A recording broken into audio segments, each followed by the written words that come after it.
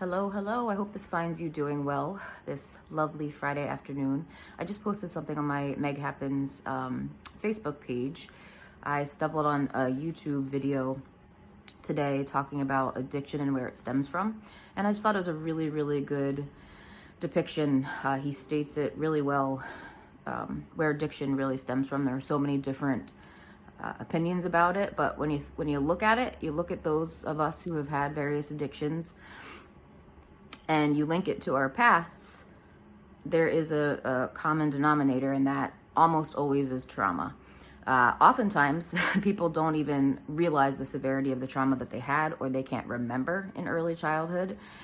Early childhood trauma in particular completely rewires your brain. Your brain does not develop properly. So those of us who have been traumatized in childhood are much, much more prone to developing addictions of various types later in life,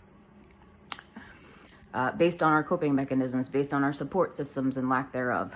So many people turn to drugs, alcohol abuse, substance abuse of various kinds, food. Other people, it's gambling, it's sex addiction.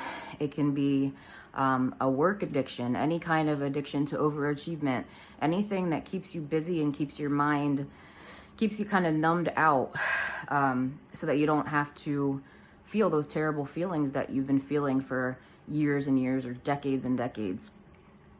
So I think the most important thing is to understand that addiction is not some dirty little secret. We look at it that way, right? And we judge people, and I think even those of us who are rapidly recovering from certain addictions find ourselves thinking like, well, if I can do it, why aren't they doing it? Why can't they? Well, you know what? You don't know where they've been. You don't know what their story is. It doesn't even matter. What does matter is helping them to heal the underlying issue of trauma, which is, lots of people want to argue and say, look at that scumbag is in jail because of addiction, and why can't they stop? Why can't they stop?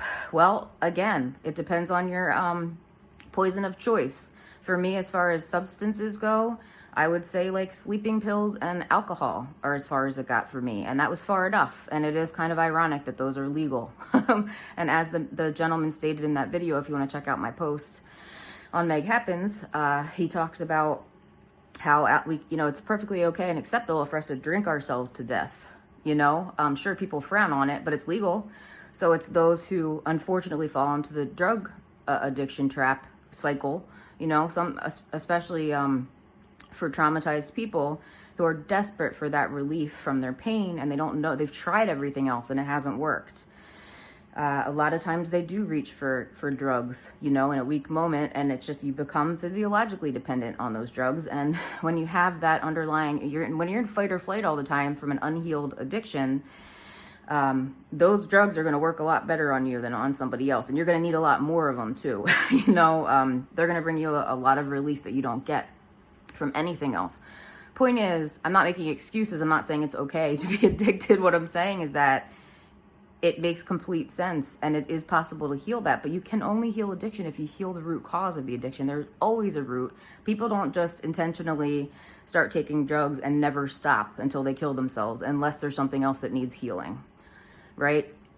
And let me put it this way, especially if there's an underlying trauma, that trauma just absolutely needs to be healed in order for somebody to function normally without the use of a crutch like that. So just please remember, those of you who have not, who have been fortunate enough not to have experienced any kind of serious addiction, until you've been in somebody else's shoes, you have no idea what they're going through, why they are, having trouble breaking an addiction. Try to have a little bit of empathy and sympathy, and just try to put yourself in their shoes and imagine, try to think about what is it that is at the root of all this? How badly must they be feeling? What are these emotions they're trying to shove down? And oftentimes they can be mean, they can be volatile, this is all stemming from somewhere. It doesn't just come out of nowhere. So let's have a little compassion for these people. And I understand, I'm not saying you have to stay in somebody's life if they have this terrible addiction and you've tried to help them and they refuse help, they refuse to try to heal traumas, they refuse to even talk about it. I'm not saying you should put yourself in that position. I'm just saying to try to understand, send them some healing love from afar. Just understanding goes a long way. So check out that video, that YouTube video posted if you haven't, and have a great weekend. Love you guys.